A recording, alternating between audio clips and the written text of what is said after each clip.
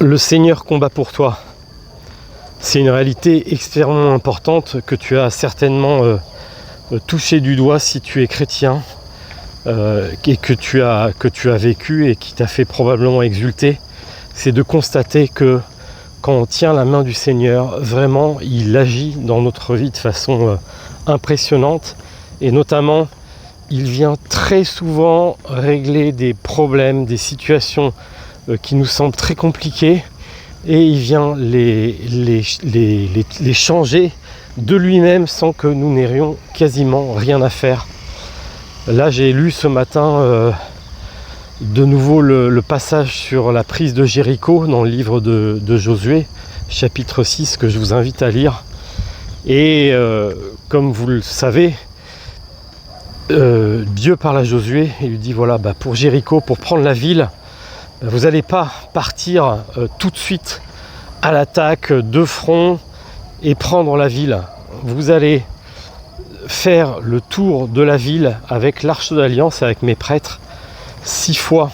Alors le premier jour, ils font ce tour avec l'arche d'alliance. Ils reviennent au camp, ils passent la nuit.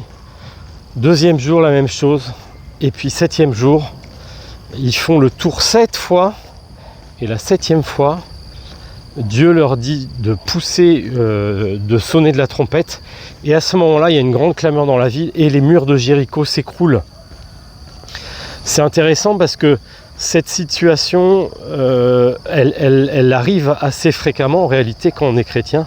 C'est-à-dire que Dieu nous demande de faire quelque chose qui nous semble complètement absurde et qui vient toucher, qui vient nous mettre face à nos forces, et surtout face à nos limites, pardon. Là, il faut s'imaginer, ce peuple d'Israël, ça doit être une foule en réalité de jeunes, parce qu'à cette époque-là, les gens ils ne vivaient pas très âgés. Donc on imagine une foule de gens qui ont entre 20 et 30 ans, qui sont pleins de force, qui sont prêts à combattre pour entrer dans la ville. Et au lieu de les exhorter, à leur dire allez-y tout droit, foncez, attaquez, Josué, parce que le Seigneur lui a dit, leur dit non mais vous allez faire le tour de la ville avec l'arche d'alliance. Donc faut imaginer, ça doit prendre du temps le tour de Jéricho, c'est absolument absurde. Pourquoi faire le tour de la ville? Je veux dire, faut imaginer ce que pensaient ces hommes pendant plusieurs jours, pendant 6 jours. On leur demande de répéter cette absurdité. Et puis le 7e jour, non, c'est pas une fois, on leur demande de faire 7 fois. C'est-à-dire que ils sont épuisés faire 7 fois le tour de la ville de Jéricho. Et qu'est-ce qui se passe au bout de ça? Finalement, parce que l'armée de Dieu a obéi, le Seigneur combat pour eux et les murs de la ville s'écroulent. Il y a beaucoup de murs dans nos vies, il y a beaucoup de murs, beaucoup de situations, on a l'impression d'être au pied d'un mur et on se demande comment la situation va changer. Et à côté de ça, il y a souvent des appels de Dieu, où Dieu nous demande des choses. Il nous dit, viens à la prière ce matin, parce qu'il t'a appelé à la prière, parce qu'il t'a appelé à être en communion avec lui. Et toi, tu n'as qu'une envie, face à une difficulté, face à un problème, c'est d'aller tout de suite régler le problème le plus vite possible par tes propres moyens, par ta réflexion, par ton intelligence, ce qui est très bien aussi, mais en mettant Dieu à la première place. Mais souvent, on n'a pas envie.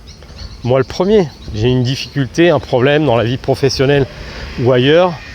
Je me lève le matin, j'ai pas envie de prier. J'ai pas envie de prier. J'ai envie de me mettre tout de suite sur cette problématique et partir à la bataille. Le Seigneur dit non, non. Il dit tu viens d'abord te mettre devant moi et tu ne fais rien. Tu ne fais rien. Tu attends. Tu restes avec moi. Tu laisses passer l'arche d'alliance qui doit faire le tour de la ville.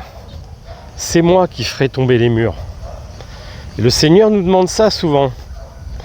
Il nous demande de choisir de le mettre à la première place, de lui obéir, pour que lui, ensuite, on le voit agir de façon extrêmement concrète dans notre vie. Ça peut être aussi peut-être qu'il t'appelle à une retraite. Il t'appelle à aller à une retraite. Et évidemment, ça tombe un jour, ça tombe très mal puisque c'est le jour de l'anniversaire de ta grand-mère, ou alors je ne sais pas, quelque chose de très important. C'est un jour où tu as des choses beaucoup plus concrètes à faire qu'aller faire une retraite.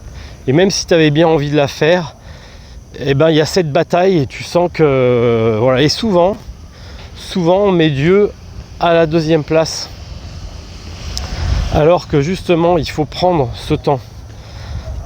Ce que je veux dire par là, c'est que il y a vraiment ce combat à mener. Le combat, il est d'abord contre nous pour mettre Dieu à la première place. Et attention aussi de rester disposé au résultat. Pourquoi ? Parce que on n'utilise pas Dieu, pour soi. Bien sûr, au début de la vie spirituelle, et même, j'allais dire, et même après, souvent on utilise Dieu, c'est-à-dire on dit moi je te prie, je te donne mon temps, mais en échange tu me règles ces problèmes.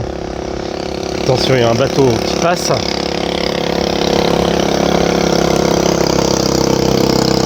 Et souvent on utilise Dieu comme ça. Et puis on découvre au fur et à mesure que Dieu nous appelle à autre chose. Il ne nous appelle pas forcément à gagner. Il ne veut pas forcément résoudre ce problème qui pour toi en est un, alors que ça se trouve c'est ton salut qui est en jeu. Des fois il va laisser certains problèmes, certaines situations, toute notre vie, parce que c'est grâce à ça, grâce à cette croix qu'on va devoir porter, qu'on va devenir petit, on va devenir humble, qu'on va rester attaché au Seigneur. Et bien souvent il y a des situations qui sont en réalité des bénédictions pour nous. Mais souvent aussi, voilà, il y a beaucoup de situations où le Seigneur veut qu'on soit témoin de sa puissance et qu'on soit victorieux avec lui. Et pour ça, il faut obéir. Il faut obéir comme l'a fait le peuple d'Israël en écoutant Josué et en acceptant de faire des choses qui nous paraissent parfois absurdes. Et j'allais dire que d'une certaine façon, la prière en est une, parce qu'on a un corps, on a envie d'agir, on pense toujours que, et c'est vrai aussi, mais que pour changer le monde, il faut bouger tout le temps, il faut faire. Et vraiment, en tout cas, ce qui doit précéder l'action quand on est chrétien, c'est ce temps avec le Seigneur. Toujours laisser passer le Seigneur devant. Le chrétien, c'est celui qui suit le Seigneur. C'est jamais celui qui le précède. On marche dans les pas de quelqu'un et Dieu nous donne le discernement pour voir au fil du jour où est-ce qu'on doit aller, les actions qu'on doit faire. Voilà, c'est pas toujours évident, mais en tout cas, si on est plein du Saint-Esprit, on a clairement beaucoup plus de chances d'y arriver. Et je vous souhaite une bonne journée.